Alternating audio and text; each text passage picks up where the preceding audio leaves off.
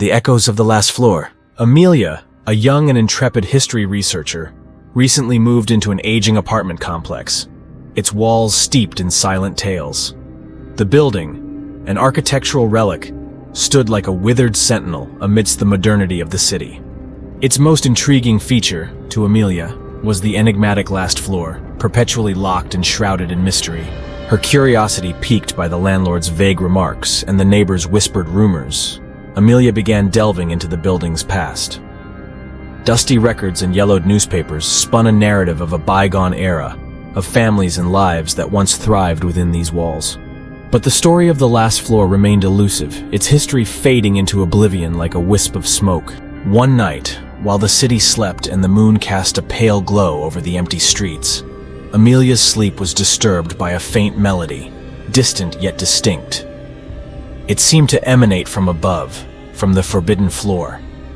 The next day, fueled by an insatiable need to uncover the truth, Amelia managed to bypass the old, rusted lock that guarded the secrets of the last floor. The door groaned open, revealing an apartment frozen in time. Dust motes danced in the shafts of light, piercing through the grimy windows.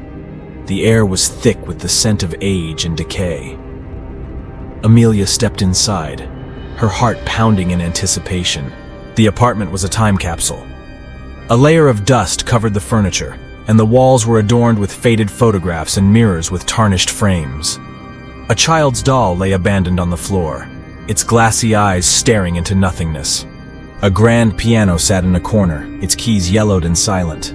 As Amelia explored this forgotten world, her fingers brushed against the objects, and with each touch, visions flashed before her eyes. Scenes of a family, a mother's loving smile, a father's stern gaze, a little girl's laughter, played out like echoes from the past. But these echoes were tainted with a palpable sense of sorrow and loss. The visions grew more vivid with each visit. Amelia saw arguments, tears, a family unraveling at the seams. She heard whispers, sobs, and pleas. The walls of the apartment seemed to absorb her into their sorrowful narrative. Her obsession with the apartment began to consume her. Night after night, she returned, desperate to piece together the puzzle. The neighbors started to avoid her, whispering about the strange woman who talked to herself, who seemed to be losing her grip on reality. Subscribe now! Activate the bell and be notified when a new horror story is available. Don't lose each new tale as it is ready for you. Then came the night of the revelation. Amelia found an old diary, its pages yellowed and brittle. It belonged to the little girl, Lucy, and detailed her life in the apartment. The entries were innocent at first, filled with stories of play and imagination. But as the pages turned, the tone darkened. Lucy wrote of arguments, of a mother's tears, and a father's anger. She wrote of feeling forgotten, lost in the shadows of her family's turmoil. As Amelia read the final entries, the air grew colder, and the shadows in the apartment deepened.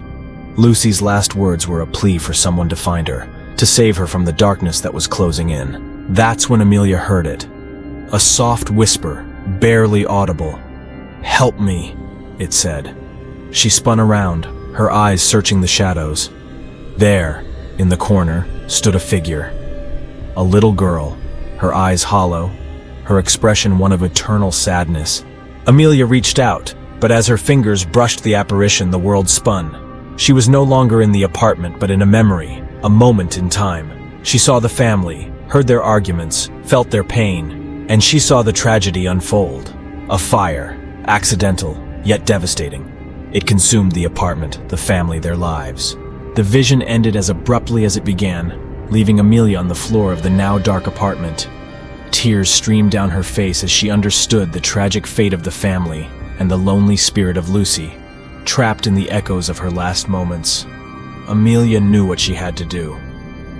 She gathered the personal belongings of the family, the diary, the photographs, and in a ritual of release, she spoke their names, acknowledged their stories, and offered them peace.